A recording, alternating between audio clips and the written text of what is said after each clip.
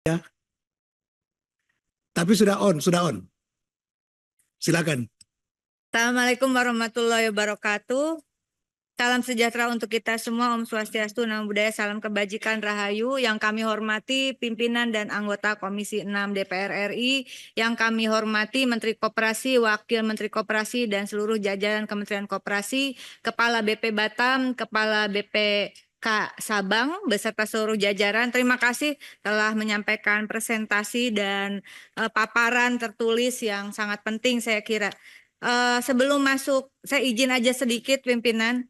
Saya menguatkan apa yang disampaikan oleh pimpinan tadi bahwa kita harus mengingat Indonesia adalah negara hukum dengan hierarki peraturan perundang-undangan yang telah diatur di dalam Undang-Undang Pembentukan Peraturan Perundang-undangan, terutama di pasal 7 ayat 1 di mana terdapat hierarki. Pertama adalah Undang-Undang Dasar Republik Indonesia tahun 1945, yang kedua adalah ketetapan MPR, yang ketiga adalah undang-undang dan perpu, lalu peraturan pemerintah, dan seterusnya hingga peraturan kepala daerah tingkat 2. Nah, kita sering melupakan. Terima kasih sudah diingatkan pimpinan tadi dengan sangat clear mengatakan karena di sini juga hadir Kementerian Koperasi, tentu kita tidak bisa melupakan termasuk juga efisiensi anggaran yang merupakan aturan turunan di ayat 2 pasal 7 Undang-Undang tentang pembentukan peraturan perundang-undangan. Hierarki di ayat 1 itu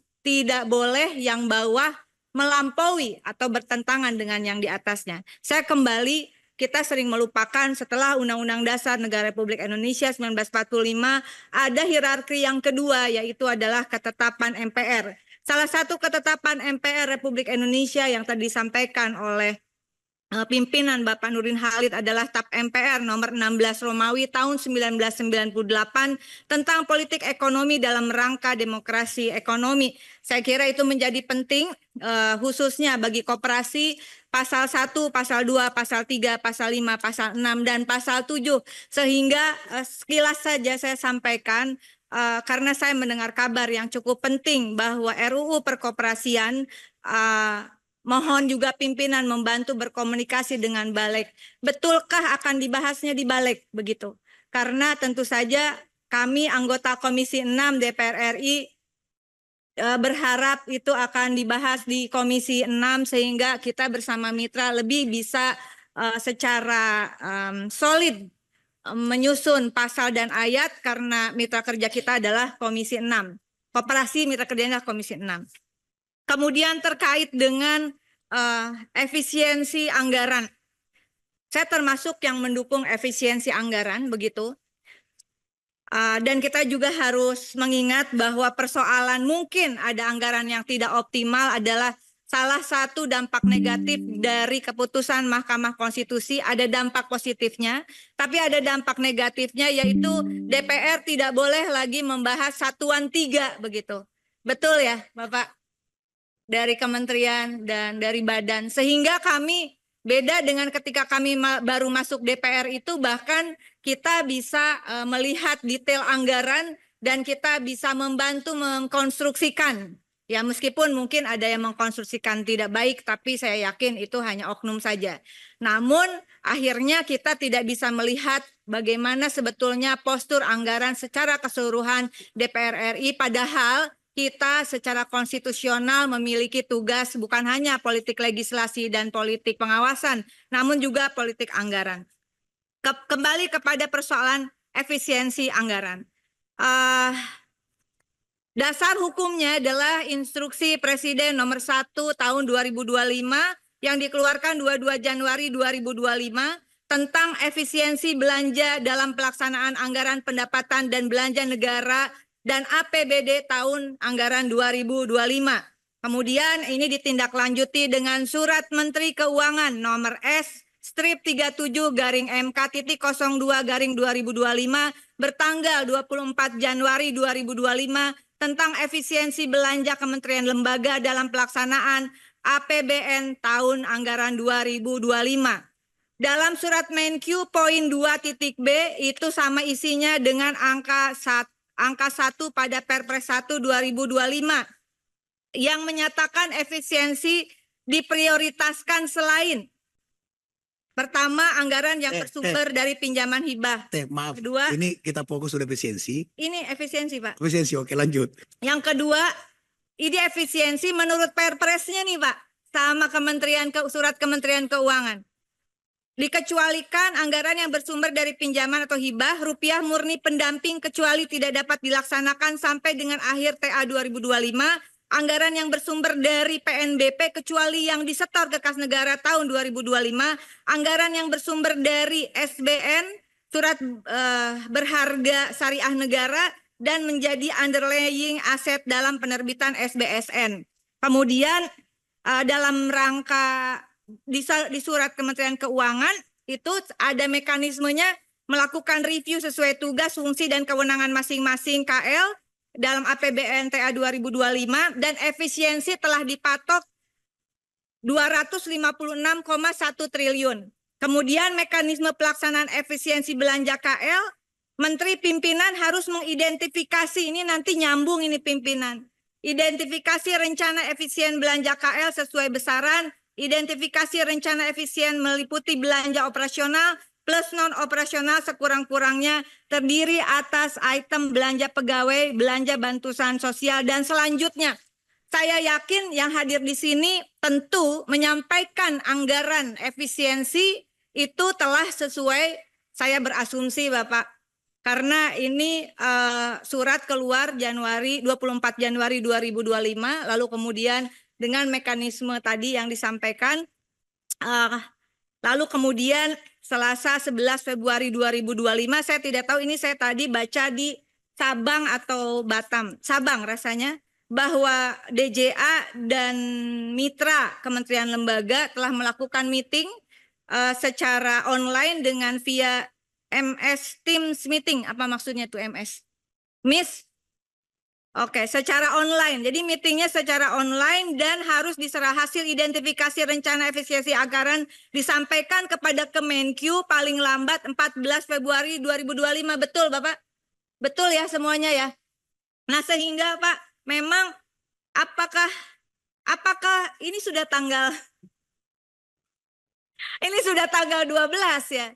Bagaimana saudara-saudara melakukan identifikasi masalah dan harus diserahkan hasil identifikasi masalah yang kurun waktunya singkat itu pada hari Valentine ya. Sungguh hari kasih sayang, oleh karena itu saya sepakat.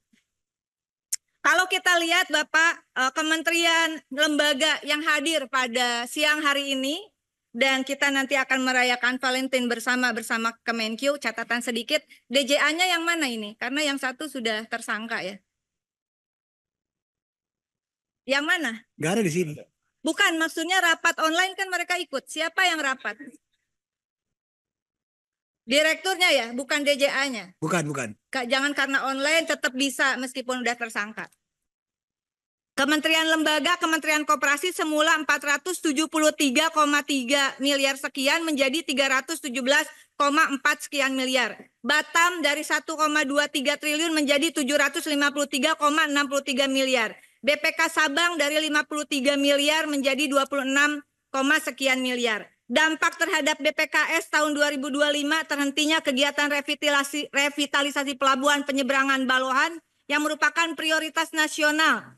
Gangguan terhadap layanan transportasi masyarakat ke dan kota Sabang dengan populasi 40.000 jiwa, potensi pengunjung 700.000 per tahun. Tidak optimalisasinya operasional pelabuhan penyeberangan Balohan. Kedua, dampak dari efisiensi anggaran bagi BPK Sabang. Berkurangnya potensi PNBP sebesar 3 miliar per tahun dari layanan ke pelabuhan penyeberangan Balohan yang tidak maksimal. Berkurangnya sumber pendapatan masyarakat UMKM, pelaku usaha wisata, pelaku usaha transportasi, dan pelaku usaha lainnya yang tergantung pada aktivitas pelabuhan penyeberangan Balohan. Ketiga, terganggunya layanan investasi dan penanaman modal akibat keterbatasan layanan dari BPKS, terganggunya dukungan pengembangan pariwisata di Kota Sabang yang merupakan kawasan strategis pariwisata nasional.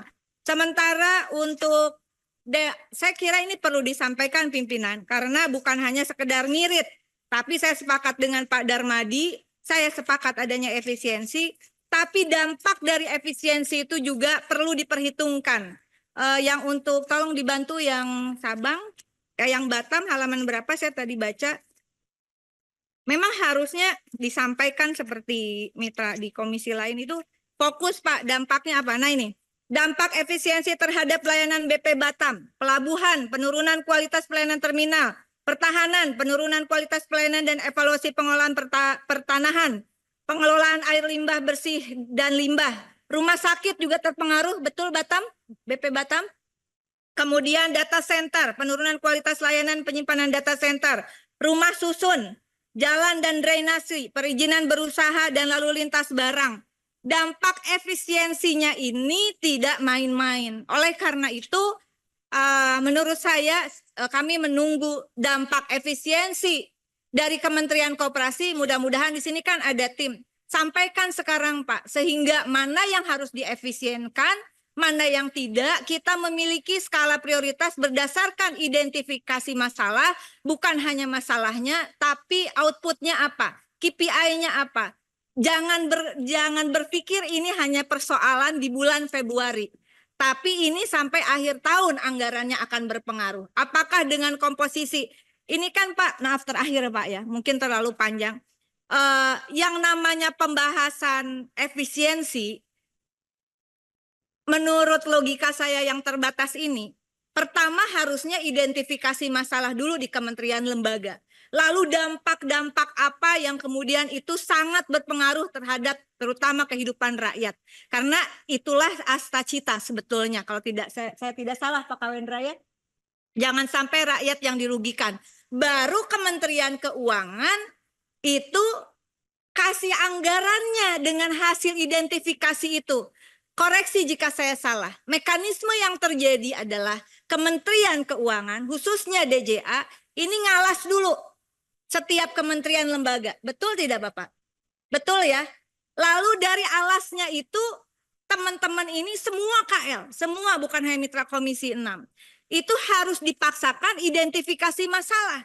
Kalau itu teorinya namanya cocok logi Bapak. Jadi bukan berdasarkan realitas yang ada. Padahal Presiden Prabowo di dalam pidato pelantikannya saja mengatakan persoalan angka negara ini menjadi sesuatu yang prinsip.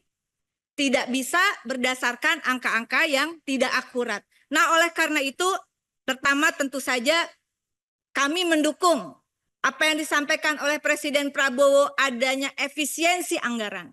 Tetapi efisiensi anggaran harus berbasis pada hasil identifikasi yang menghasilkan data akurat, aktual, dan relevan dari kementerian lembaga, sehingga efisiensi itu bukan kemudian roda pemerintahan macet dan pelayanan publik terganggu. Oleh karena itu bukan untuk kementerian lembaga, tidak untuk Presiden Republik Indonesia, tapi untuk Kementerian Keuangan.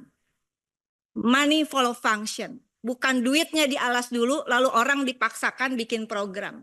Dari hasil identifikasi sekali lagi, marilah kita rumuskan dan dukung Presiden Republik Indonesia agar anggaran ini memang tepat sasaran.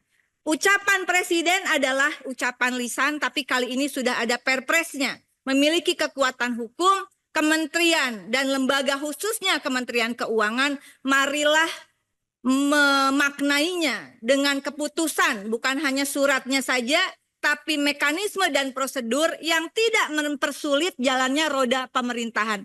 Demikian, mohon maaf jika ada kekurangan, karena kesempurnaan milik Allah semata, dan mudah-mudahan apa yang disampaikan ini membawa berkah karena gelisah semuanya. Efisiensi ini penting, tetapi kalau tidak melalui rencana yang terencana, terukur, dan terarah, saya yakin efisiensi ini tidak tepat sasaran dan imbasnya juga akan berpengaruh kepada citra Presiden Prabowo yang kami sebetulnya sudah disampaikan. Kami adalah kalau PDI Perjuangan mitra strategis Bapak.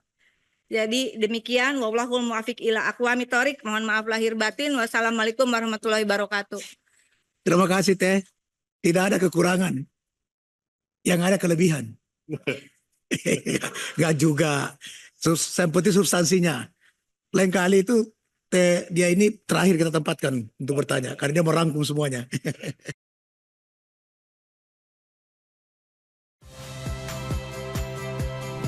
Saya Rahmat Ibrahim.